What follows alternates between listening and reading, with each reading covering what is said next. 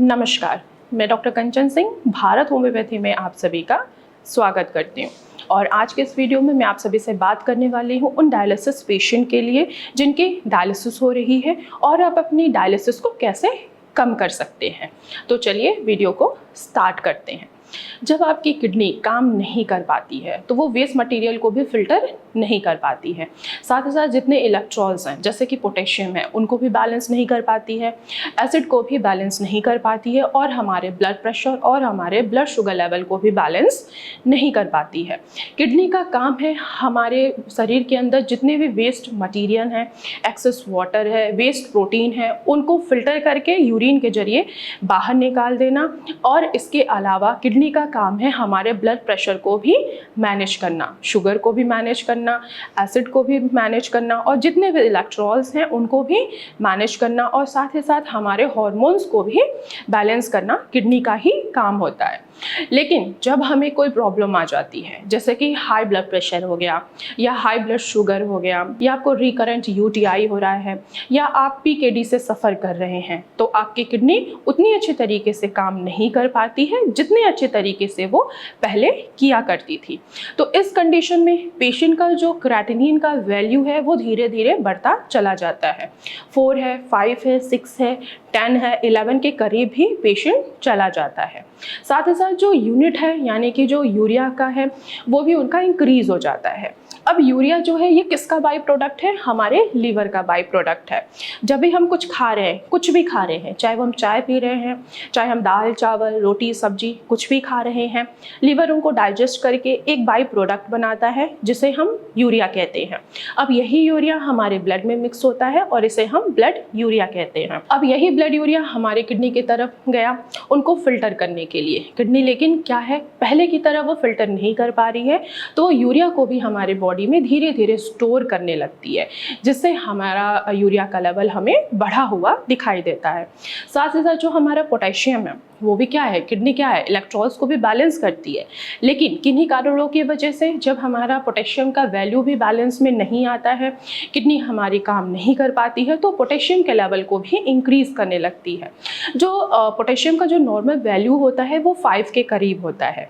लेकिन अगर आप किडनी के पेशेंट हैं, आपका क्रेटिनिन अगर 4 है, यूरिया अगर 100 है, लेकिन अगर पोटेशियम का वैल्यू ज़्यादा बढ़ता चला जा रहा है, चाहे वो 6 के करीब पहुँच जाए, चाहे वो 7 के करीब पहुँच जाए, तो इमीडिएट हम डॉक्टर्स को पेशेंट्स के लिए डायलिसिस सजेस्ट करना पड़ता है। क्योंकि जहां आपका पोटेशियम का लेवल इंक्रीज होगा वहीं पे आपको हार्ट अटैक आने का खतरा बढ़ जाता है। तो हम डॉक्टर्स देखते हैं कि पोटेशियम का वैल्यू अगर बढ़ा हुआ है तो हम डायलिसिस के लिए सजेस्ट करते हैं। लेकिन अगर आपका पोटेशियम का वैल्यू 3 के करीब है, 4 के करीब है या 5 mg/dl के करीब है तो घबराने वाली बात नहीं है। आप बिना डायलिसिस से भी अपने किडनी को हेल्दी बना सकते हैं। आप अपने क्रेटिनिन के वैल्यू को कम कर सकते हैं। इसके लिए आपको क्या करना है कि आपको अपने ब्लड प्रेशर को और ब्लड शुगर लेवल को आपको मॉनिटर करना है। आपको मॉर्निंग में भी मॉनिटर करना है, खाना खाने से पहले, खाना खाने के बाद भी आपको अपने शुगर के लेवल को मॉनिटर करना है। अगर आपको शुगर का वैल्यू बढ़ा हुआ है तो आप अपने डॉक्टर से कंसल्ट करिए, प्रॉपर मेडिकेशन लीजिए जिससे आपका शुगर भी बैलेंस में हो और किडनी के ऊपर ज़्यादा दबाव ना हो। अगर आप डायबिटिक पेशेंट हैं तो क्या होगा, आपकी किडनी भी खराब होगी क्योंकि जो शुगर के पेशेंट होते हैं जो उनका शुगर का कंटेंट होता है वो ब्लड में रेगुलर बेसिस पे मिक्स होता रहता है जिसकी वजह से ब्लड गाढ़ा हो जाता है और किडनी पे दबाव पड़ता है। तो आपको अपनी ब्लड प्रेशर की मेडिसिन लेनी है टाइम टू टाइम और साथ ही साथ आपको ऐसा खाना खाना है जिसमें कार्ब्स की मात्रा बिल्कुल भी ना हो। जैसे कि अगर आप रेगुलर बेसिस पे चावल खा रहे हैं या कोई मीठा आप रेगुलर बेसिस पे कंज्यूम कर रहे हैं जिससे आपका शुगर का वैल्यू तो बढ़ेगा ही और साथ ही साथ आपकी किडनी पे भी इफेक्ट पड़ेगा। और इसके अलावा आपको ब्लड प्रेशर भी मैनेज करना है। आपको अपने खाने में सोडियम की मात्रा को ना के बराबर कर देना है।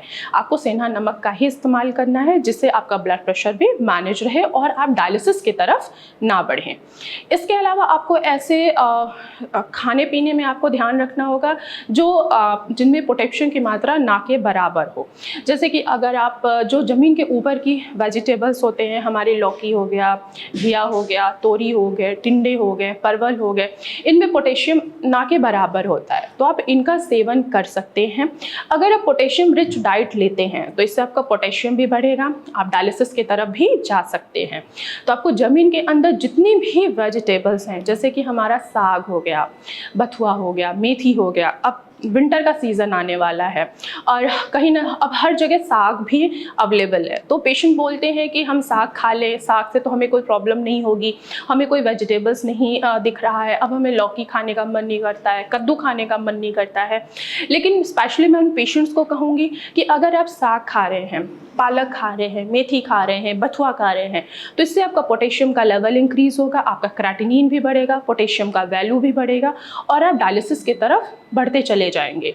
तो आपको क्या करना है, पोटेशियम रिच डाइट का भी सेवन नहीं करना है, जिससे आप डायलिसिस से बच सके और आपका क्रेटिनिन का वैल्यू जहाँ 2 है, जहाँ 3 है, वो धीरे धीरे नीचे आना स्टार्ट हो जाएगा। इसके अलावा आपको ऐसे फलों का सेवन करना है जिनमें एंटीऑक्सीडेंट की मात्रा भरपूर हो, जैसे कि हमारा एप्पल हो गया।